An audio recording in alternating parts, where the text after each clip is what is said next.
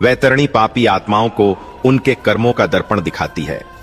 जब किसी अधर्मी, क्रूर, छल कपट से भरे, निर्दयी और पापमय जीवन जीने वाले व्यक्ति की मृत्यु होती है, तब उसके सामने प्रकाश का मार्ग नहीं खुलता, बल्कि प्रकट होते हैं यमराज के विकराल दूत, कठोर अग्नि के समान नेत्रों वाले, लोहे के शस्त्र धारण किए हुए, भयावह स्वरूप वाले। वे आत्मा को पकड़कर कहते हैं, अब चल, पृथ्वी पर तेरे कर्म पूरे हो चुके, अब समय है उनके फल भोगने का। उस क्षण आत्मा रोती है, गिड़गिड़ाती है, अपने परिवार को पुकारती है, अपने बच्चों को देखती है, अपने घर को छोड़ना नहीं चाहती, लेकिन यमदूतों के सामने उसका कोई वश नहीं चलता। और फिर आरंभ होती है यम मार्ग की यात्रा। यह मार्ग न फूलों से सजा है, न प्रकाश से भरा। यह मार्ग तपती अग्नि, काले धुएं, तीखे पत्थरों, कांटों और करुण चीत्कारों से भरा हुआ है। हर ओर पीड़ा, हर ओर भय, हर ओर विलाप। और इस भयानक मार्ग के अंत में दूर दूर तक फैला दिखाई देता है एक विकराल दृश्य, एक ऐसी नदी जिसका जल स्वच्छ नहीं, जिसमें बहता है रक्त, मवाद, पीव और असंख्य पापों की दुर्गंध। हां मित्रों, यही है वैतरणी। उसका नाम सुनकर ही आत्मा कांपती है। उसका दर्शन होते ही पापी प्रेत की चेतना डगमगा जाती है, और जब उसकी गर्जना कानों में पड़ती है तो आत्मा के भीतर ऐसा भय भर जाता है जैसा उसने अपने जीवन में कभी अनुभव नहीं किया। यह नदी केवल बहती नहीं, यह गरजती है, चीखती है, अपने भीतर गिरे पापियों के क्रंदन से थरथराती है। इसके तट पर खड़े होकर आत्मा देखती है विशाल मगरमच्छ, लोहे जैसे दांतों वाली मांसभक्षी मछलियां, भयंकर गिद्ध, विशाल झोंक और रक्त के भंवर जो आत्मा को नीचे अंधकारमय गर्त में खींच लेने को तैयार खड़े हैं। उस क्षण आत्मा के मुख से केवल एक ही शब्द निकलता है, हाय, काश मैंने जीवन में धर्म किया होता, काश मैंने पाप न किए होते, काश मैंने ईश्वर को स्मरण किया होता। लेकिन तब तक बहुत देर हो चुकी होती है। मित्रों, हम जानेंगे कि वैतरणी नदी वास्तव में कैसी दिखती है, कौन कौन से पाप सीधे आत्मा को वहां ले जाते हैं, और जब आत्मा पहली बार उसमें उतरती है तब उसके साथ क्या होता है। प्रिय मित्रों, जब पापों से बोझिल आत्मा यमदूतों के कठोर बंधन में जकड़ी हुई उस भयावह मार्ग को पार करते हुए आगे बढ़ती है, तब एक समय ऐसा आता है जब उसके कदम अचानक ठिठक जाते हैं, उसकी दृष्टि सामने टिक जाती है, और जो दृश्य वह देखती है उसे देखकर उसकी चेतना तक कांप उठती है।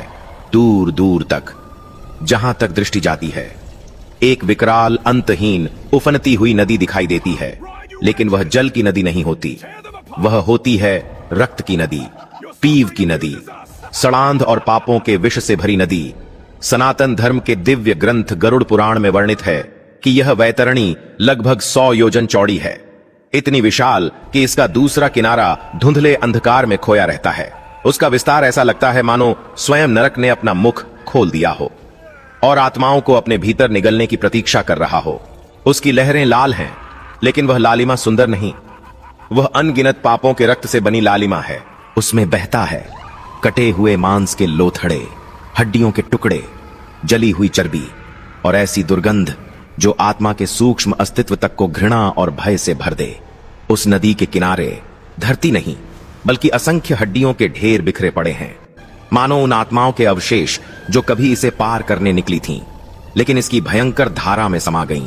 और तभी उस पापी आत्मा के कानों में एक ऐसी आवाज गूंजती है जिसे सुनकर उसका हृदय फटने लगता है। वह आवाज होती है विलाप की, चीखों की, करुण पुकारों की। बचाओ, बचाओ, हमें बाहर निकालो। हाय प्रभु, यह कैसी यातना है। एक बूंद जल, बस एक बूंद स्वच्छ जल। ये आवाजें उन आत्माओं की होती हैं जो वर्षों से, युगों से उसी वैतरणी में तड़प रही हैं। मित्रों, कल्पना कीजिए उस दृश्य की। चारों ओर अंधकार, ऊपर काला धुआं, नीचे उबलता रक्त, बीच बीच में अग्नि की ज्वालाएं, और उन ज्वालाओं की रोशनी में चमकते मगरमच्छों के विकराल दांत। कहा गया है कि वैतरणी के भीतर रहने वाले जीव साधारण नहीं होते, वे पापों की ऊर्जा से पोषित भयानक नरकीय जीव होते हैं। विशाल मगरमच्छ जिनकी आंखें अंगारों की तरह जलती हैं, लोहे की चोंच वाले विकराल गिद्ध जो आत्मा के सूक्ष्म शरीर को भी नोच डालते हैं, विशाल झोंक जो शरीर से नहीं बल्कि आत्मा की चेतना से पीड़ा चूसती हैं, और ऐसी मछलियां जिनके दांत तलवार जैसे तीखे होते हैं, जो एक झटके में मांस के टुकड़े नोच लेती हैं। लेकिन मित्रों, सबसे भयावह बात यह नहीं है।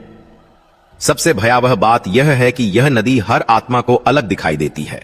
यदि कोई व्यक्ति पृथ्वी पर सत्य, दया, सेवा, भक्ति और धर्म का जीवन जीकर आया है तो उसके लिए यही वैतरणी शांत दिखाई देती है, मानो स्वच्छ जल की निर्मल धारा हो, मानो उसमें कमल खिले हों, मानो उसे पार करना सहज हो।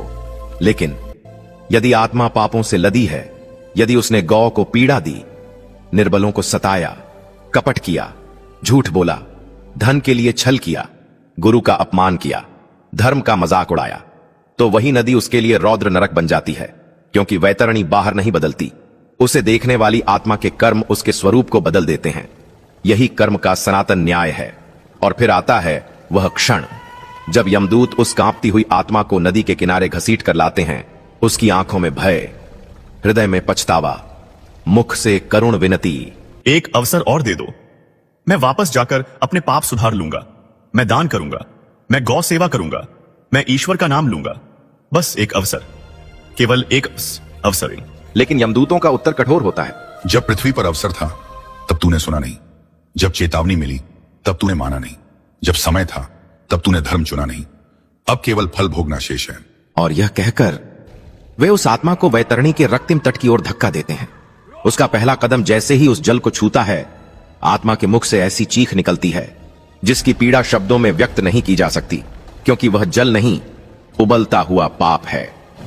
प्रिय मित्रों, जिस क्षण पापों से दबा हुआ जीव यमदूतों के धक्के से उस भयावह वैतरणी में पहला कदम रखता है, उसी क्षण उसके लिए पीड़ा का एक ऐसा अध्याय आरंभ होता है जिसकी कल्पना मात्र से रोंगटे खड़े हो जाएं। वह सोचता है, शायद मैं तैर कर पार कर लूं, शायद यह उतना भयानक ना हो जितना दिखता है, शायद किसी तरह मैं बच जाऊं।